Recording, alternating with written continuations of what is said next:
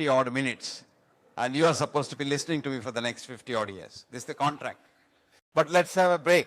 If any one of you in the audience has finished his or her duty before I seem to have finished mine, because we teachers go by the calendar, not by the clock. All that you do is raise a hand and I shall stop. Because my speech is not structured and it's not supposed to run for a little time.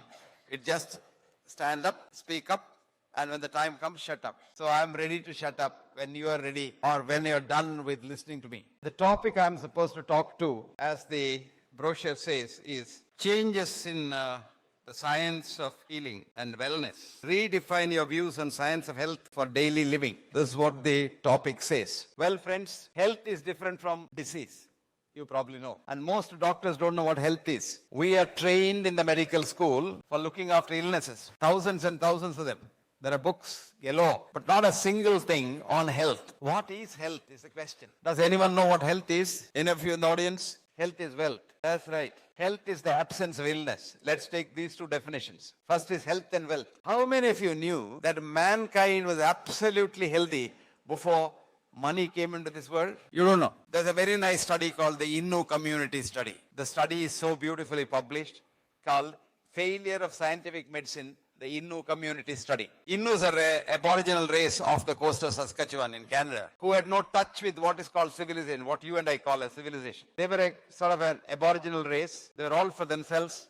And they didn't have touch with mainland Canada at all up until 1732. And they had an egalitarian society and a hunter-gatherer sort of a type of society where they all worked, those able-bodied men worked, and they distributed their food equally. There are no banks, there are no loans, nothing belonged to nobody, everything belonged to everybody, and they all enjoyed it. There was no word called I, you know I. There was only one word called we. The difference is very simple. I starting with illness, we starting with wellness. Innus had beautiful history written on rock, on leaves, and various other things, which graphically told about only two things that they died of. A, old age, which of course is inevitable. If the world has to go on, those who are born will have to die. Two, predation. But what happened in 1732? Williams Company, one of the trading companies from mainland Canada, came into Innu land and started a barter company. We will give you a biscuit, you give us the hide. We will give you this, you give us the hide.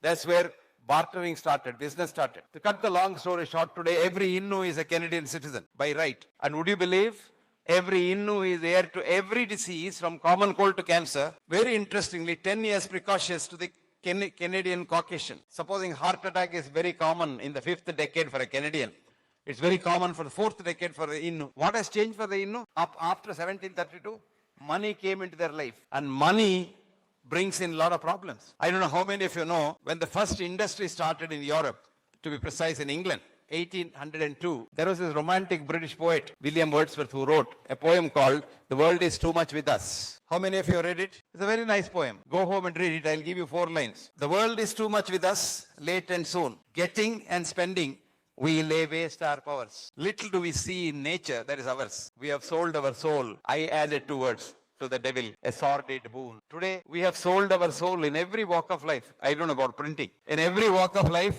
we have sold our soul. And our aim is making money and making big money. Greed, of course, is a human nature. But Wall Street greed is something that has invaded us. You know what Wall Street greed is? Greed for everything. Everything must be mine. I am sure you all know 7 people in this world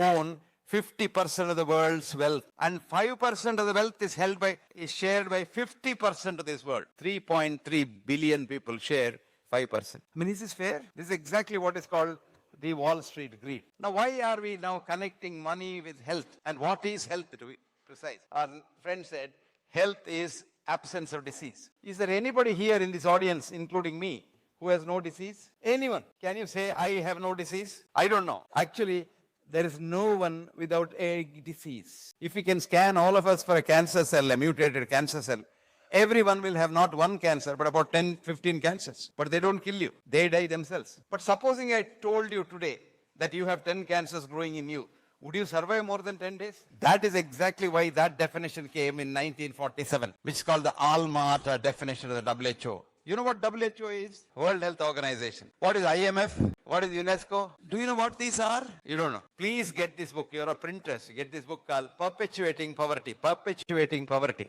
It's a beautiful book which is compiled by Cato Institute in Washington. You write to them as an organization, they'll send you the book free. Cato Institute, 1000 Massachusetts Avenue, Washington, D.C. 20001. And write to them saying that we are the Printers Association.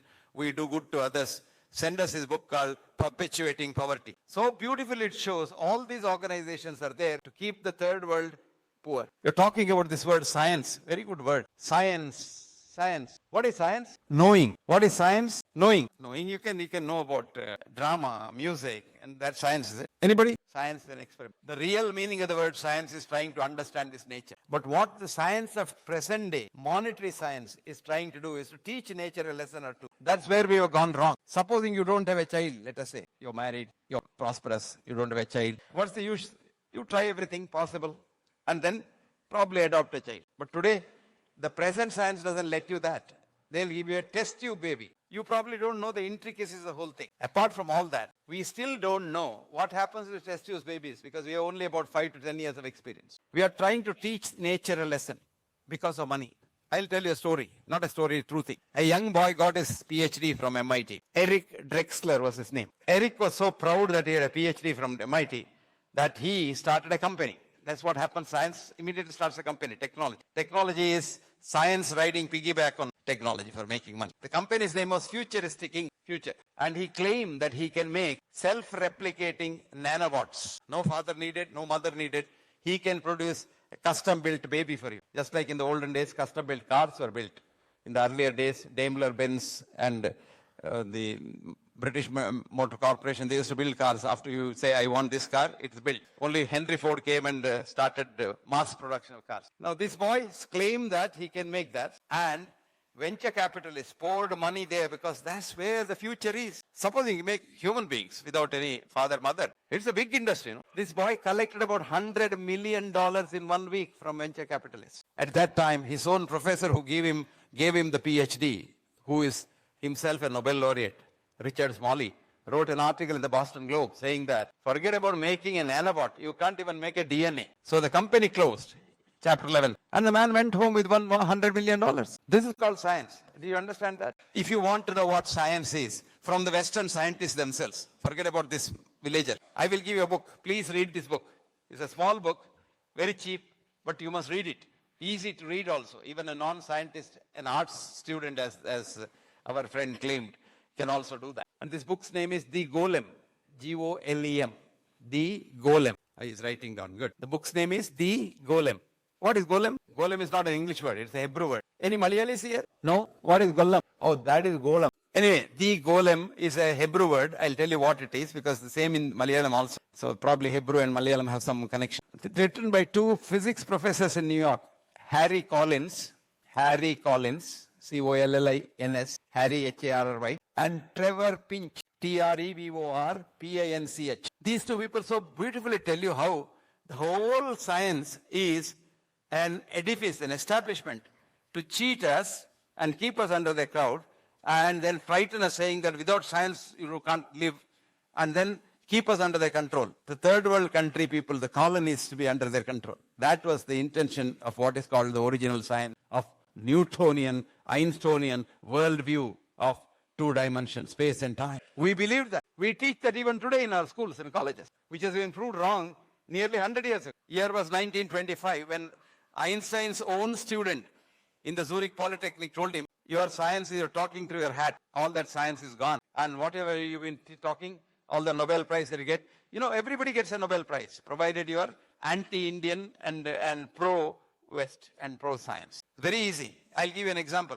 1906, J.J. Thomson gets the Nobel Prize for saying that electrons are particles. 30 years later, his own son, who becomes the professor in the same institute, Cavendish Institute in Cambridge, gets the Nobel Prize for saying they're waves. Father said they're particles and son said they're waves. And then 32, Erwin Schrödinger says they're wavicles. They're particles as well as waves. He also gets the Nobel. But if you ask all these people, right up to the present ones, the only man who got the Nobel Prize for saying the truth was Werner Heisenberg himself, who said, nobody can know what an electron is. Everything is uncertain in this world. That's the only truth. It's called the uncertainty principle. But everyone gets the Nobel Prize. But no one has seen an electron today. Why can't you see an electron? Can you see God inside a temple, Gurudwara, mosque, church? No. There's a beautiful stanza in our language, Kannada language. God, I search for you all over the place in buildings built with stones and mortar. But you staying inside, love and compassion. I have not seen you so far, God. What a beautiful saying. You're going in search of God all over the place. You can't see God and you can't see electron. But the scientist says electron exists, though he has not seen it. And the same scientist, reductionist science says there is no God because God can't be seen. See what a beautiful thing. How do I see you? Because a few photons leave you and hit my retina. Then I am aware of your existence. If one photon leaves an electron, it no longer is an electron. So nobody can see an electron at all. So beautifully put by a poet. Who has seen the wind? Christina is an American poetess. Who has seen the wind? Have you seen the wind? Neither you nor I. But when the winds move and trees dance, the wind is passing by. Who has seen God? Neither you nor I. But when you are in trouble, you feel God. That's why a lot of people have survived without getting frustrated and committing suicide, because the concept of God. In the West, reductionist science says there's no God, and when they get frustrated, the only epidemic they have is suicide. Now what is health then? Not absence of disease. Let me give you a new definition of health, which we gave and the IOM has accepted it. Health simply means enthusiasm to work. Enthusiasm to work. And enthusiasm to be compassionate. This is called health. Did you understand that? Health is enthusiasm to work and enthusiasm to be compassionate. You can have 100 diseases, still you can be healthy. Look at Steve Hawkins. He has got a disease called amyotrophic lateral sclerosis, which doesn't permit him even to move a single muscle. But the man, even today, 42 years after amyotrophic lateral sclerosis, according to my textbook of medicine, a man cannot live more than 2 years after the diagnosis of amyotrophic lateral sclerosis. 42 years this man has been teaching physics in Cambridge. So you can be healthy. You don't have to be having absence of disease. Nobody has absence of disease. Even a newborn child can't have absence of disease. But you can be healthy though. Enthusiasm to work. There's a subtle difference between the two. What's the difference between enthusiasm to work and you all work, we all work? Is there any difference? Energy, willingness to work, passion, want. What is enthusiasm? Entheos. En in Latin means inside. Theos means God. And God sits inside and provokes you to work. Enthusiasm. You know, for example, in the Gayatri Mantra at the end you say, Prachodayat, provoke me. And that's what is called enthusiasm. Enthusiasm to work is you get up in the morning and ask yourself, do I want to go to work today or do I have to go to work? Find out. Honestly, don't tell the answer to anybody, not even your wife or husband. Most of the answer is, I have to go to work because I have to get my salary. Left to yourself, you don't want to go to work. That means you're unhealthy. Do I have to be compassionate or have I got to be compassionate? Most of the time it is, I've got to be compassionate for society. You are going in the car, you are in a hurry to go for the printers conference, and somebody meets with an accident ahead of you, and the fellow is lying on the road, and you say, oh, poor fellow, what a pity. How I wish I could help him. You don't want to help, but you pretend to be compassionate. That's not real compassion. Enthusiasm to be compassionate is just say, stop the car, get out of the car, try and see if he's alive, and try to help him, and take him to the nearest hospital if you can. That is real compassion, which is called enthusiasm to be compassionate. Just ask yourself these two questions in the morning, and the answers both are yes, you don't have to go for a check. Now the definition of health, absence of disease, do you know why? 1947. Everything is a business today.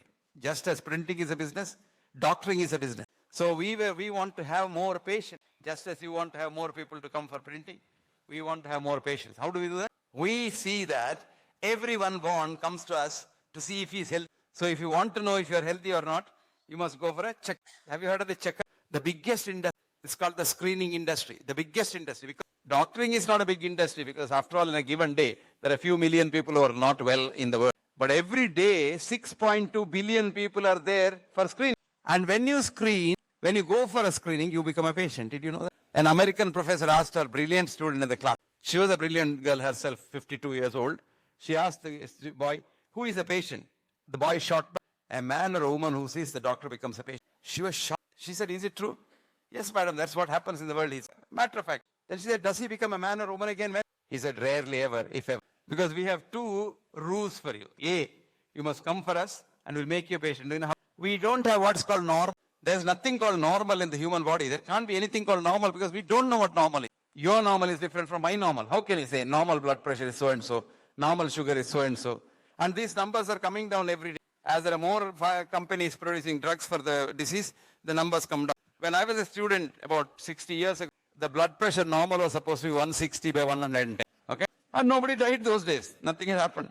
Actually, the death rate is the same. They did an audit in Christie's Hospital in Manchester, which is the oldest hospital, which is primarily, of course, cancer hospital. They did an audit. They have got records from 1840 non-stop. They did an audit of a particular disease, one cancer, chronic myeloid leukemia, between two slots, 1900, 1940, 1950, 1990, 40 year slot. 1900 and 1940, all that we had for cancer was TLC. You know TLC, tender loving care. It's called palliation. You give them good food, pat them on the back and say you're fine. They live comfortably, dignifiably till they die. You must. You can't. No, nobody can. You know, I always tell my patients, why are you worried, man? Die you must. There's a queue you join when you're born. But we Indians are good at jumping queues. Sometimes we jump and go early. That's the difference. But normally you join the queue, you end. So what? So, you know, you're such a good man that you will go to heaven. That's where you wanted to go. Dharma, Artha, Kama, Moksha. You ultimately wanted to go to heaven. Perchance, God's accountant has kept the records little wrong. And you end up in heaven. So many of your friends are there. So you're such a good company. In either case, you are happy anyway.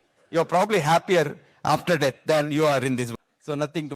Now, but if you want really to see that you want to get a normal thing, all that we give you is we convert the average, which is a statistical term, into normal. How do I say what's a normal pressure, blood pressure of a patient?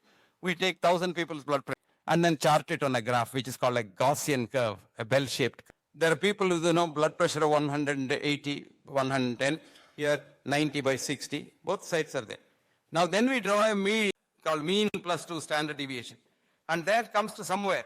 And we immediately say this is the norm. Which means that all these on two sides, which are called false positives, they all become patients. So whoever goes for a checkup for one parameter, 25% false positive. Today there's no one parameter. You go now for a TBS, total body scanner, 750 parameters a check. 750 parameters can be multiply 750 by 20.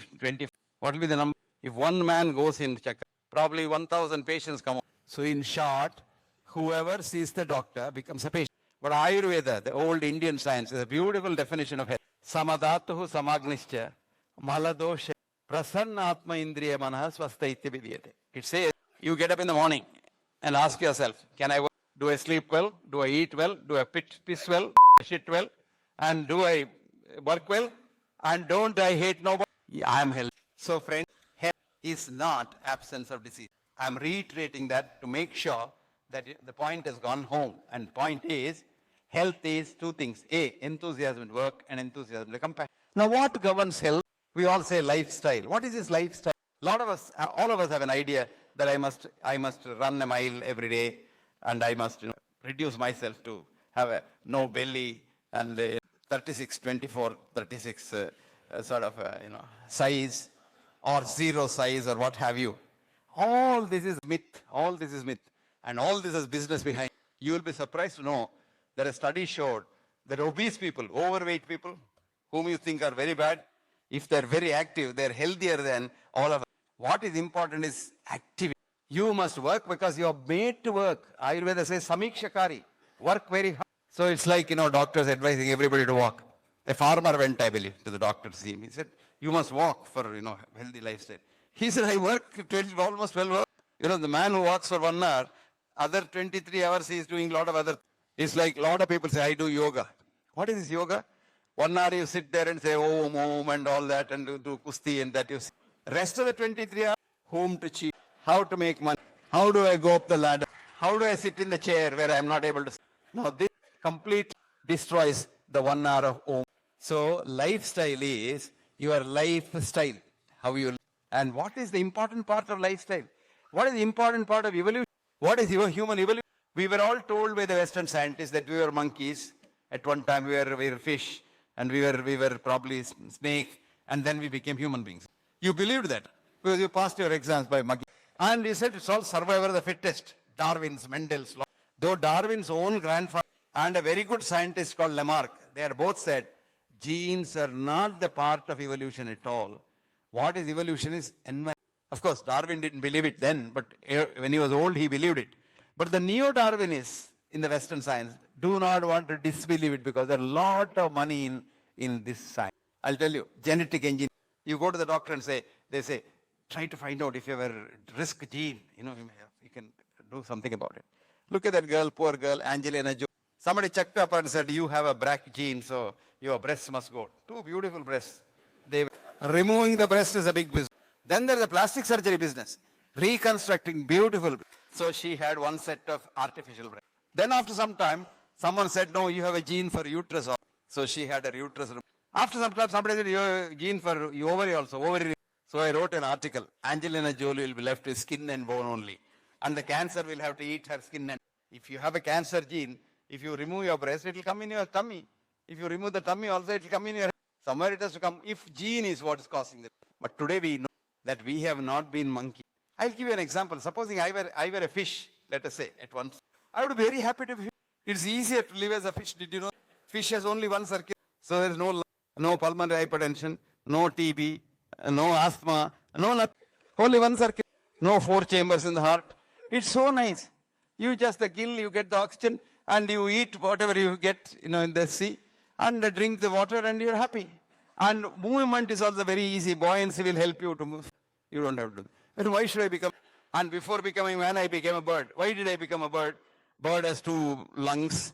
Bird has 2 circulations. Bird has so many things. And bird has 2.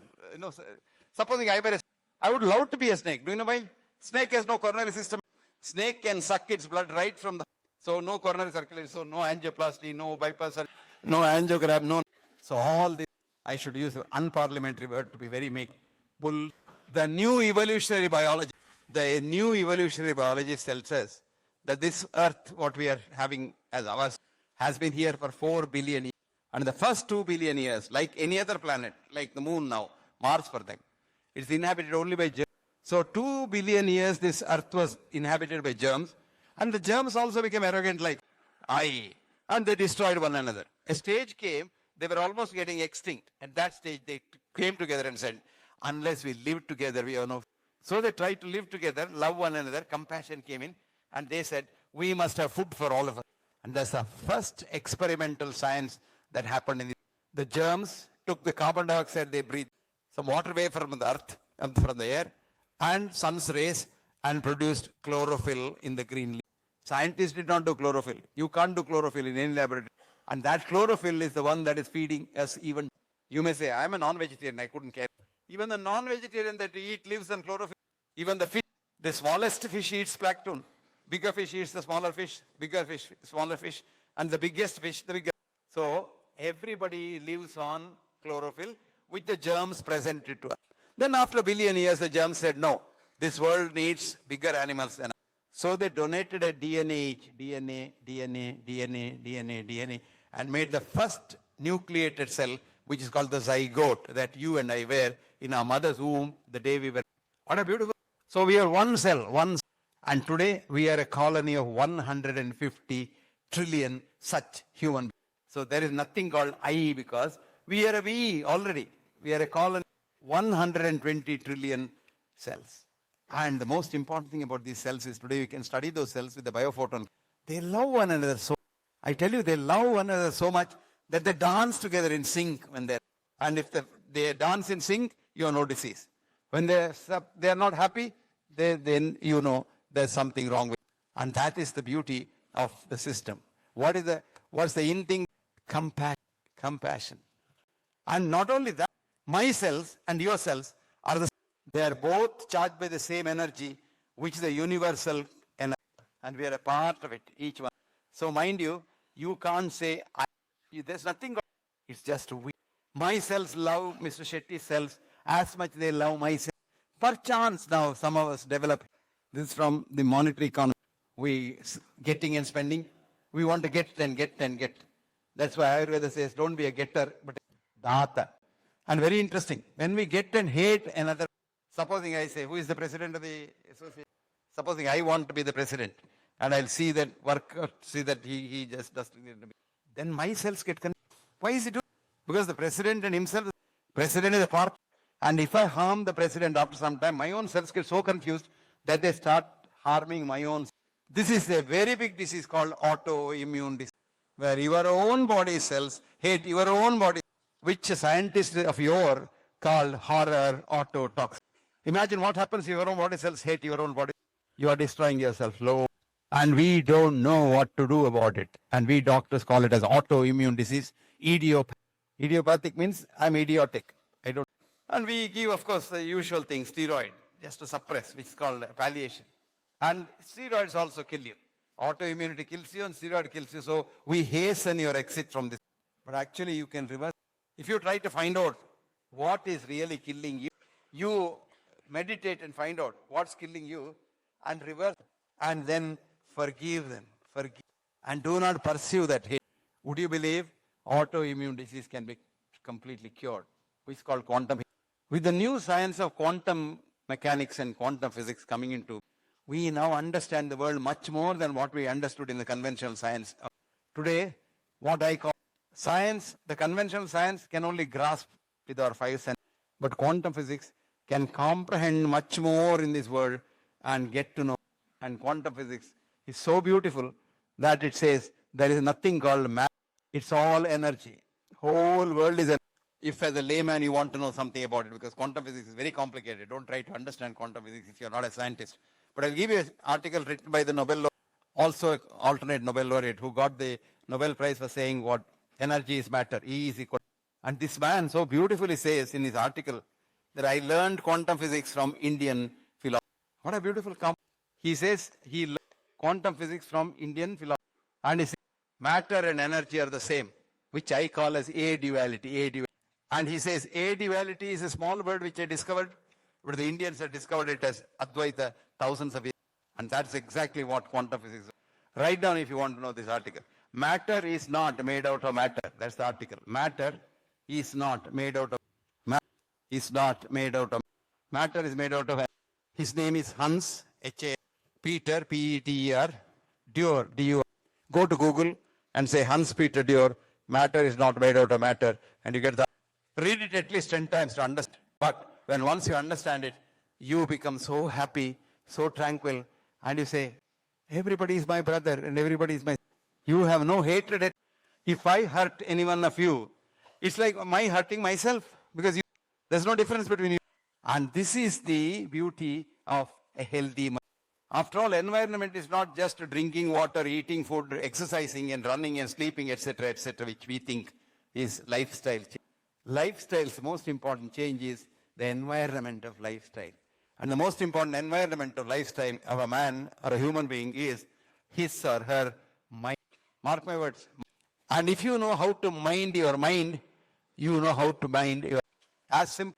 We all take bath for our body using various shampoos, soaps, etc., etc. But do we take bath for the mind? Has so much dirt in it. Many of us mind is so much dirt in it. That is the cause of all illnesses from common cold. Even to get a common cold, you must get some frustration. Common cold is not due to the germ. The germ is there in your nose all the 12 months of the year, 365 days. Not one germ, 80 genera of 1,000. But they can give you cold anytime. You pull down your immune guard by getting frustrated. Let us say you lose an. Then you say, my God. So you're frustrated. Next day you start. All diseases are due to the environment. That is so we must cultivate a healthy. How to cultivate a healthy mind? What's a healthy mind? Now definition of health. A mind filled with enthusiasm. And a mind filled with enthusiasm becomes. We change our education system in this country. Or what is the education system? Trying to make a wealthy.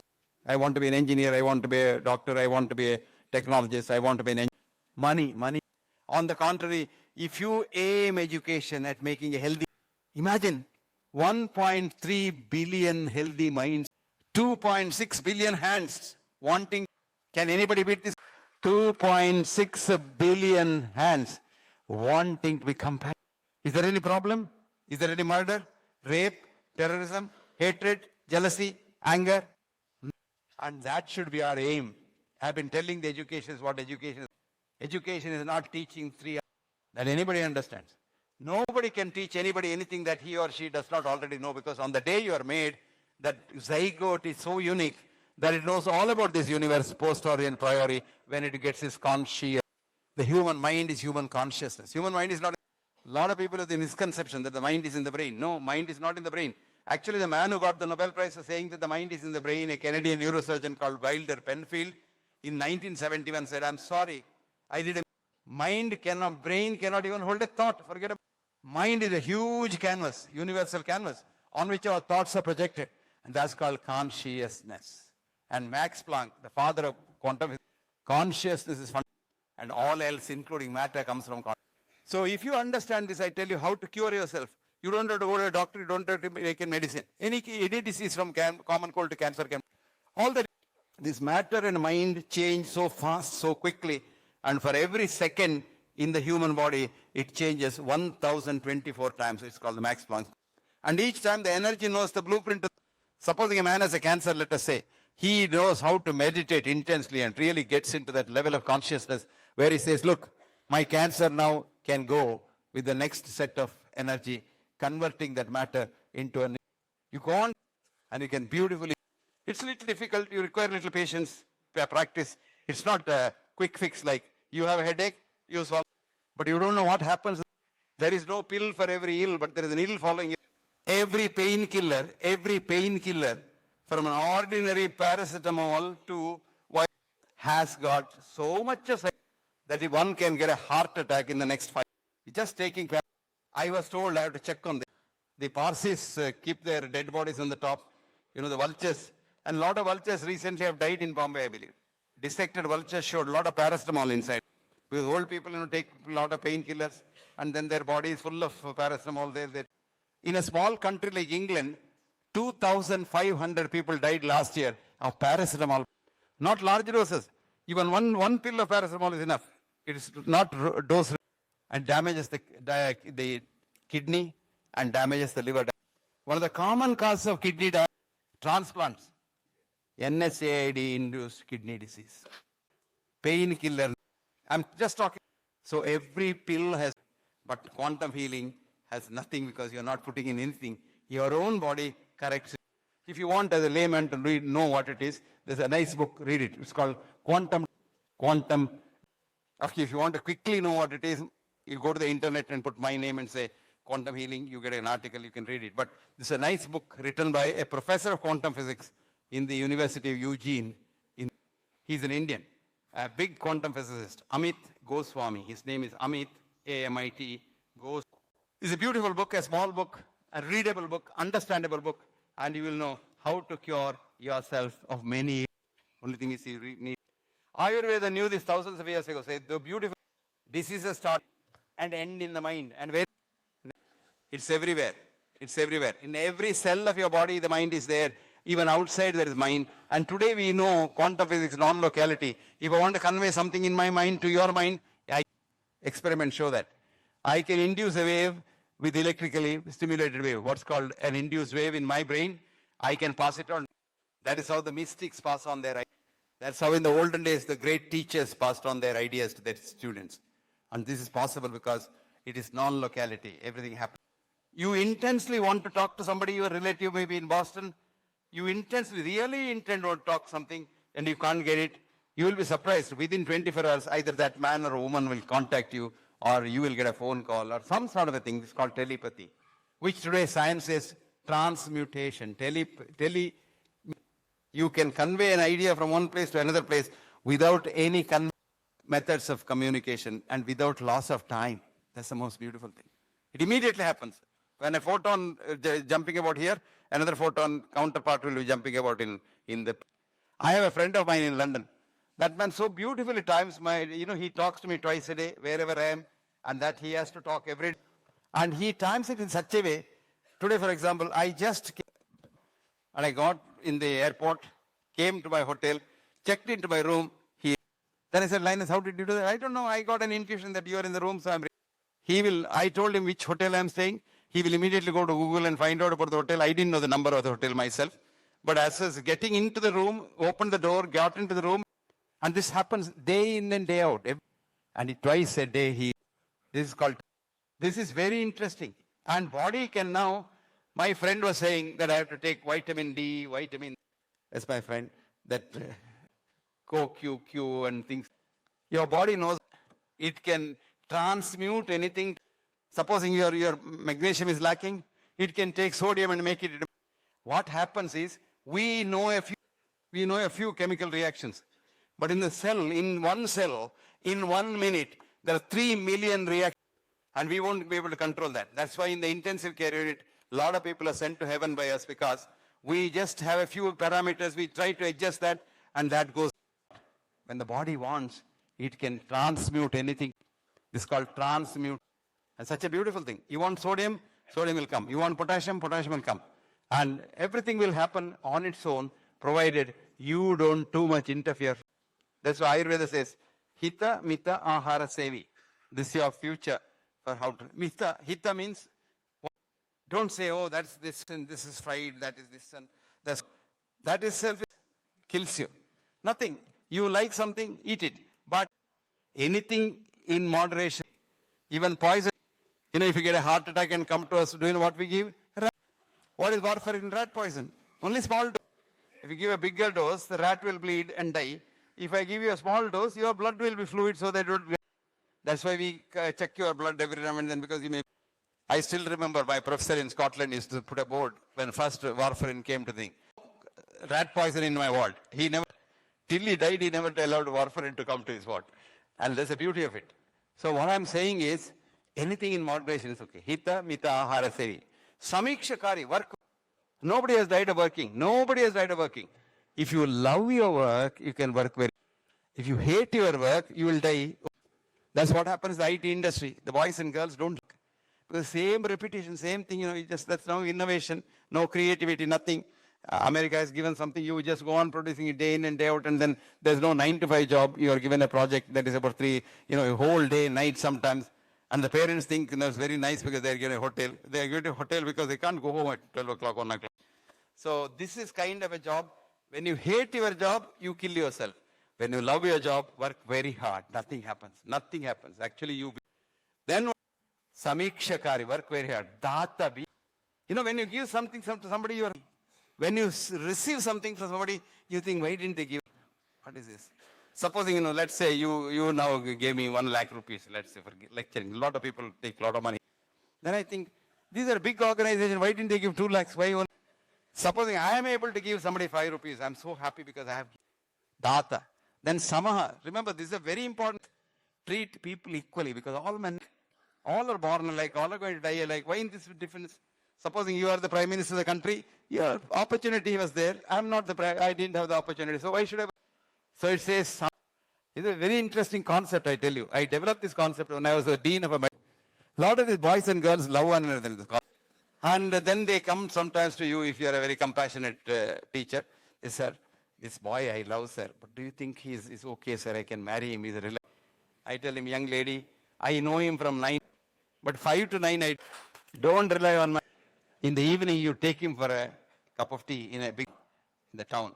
When he goes there, the manager is there. He says, hi, sir, how are you? How is today? And then he goes and sits in the table. There's a little dirt there. He calls the boy, hey, clean it. Don't marry. He treats people. The manager is, hi, sir. And the boy is, don't marry him.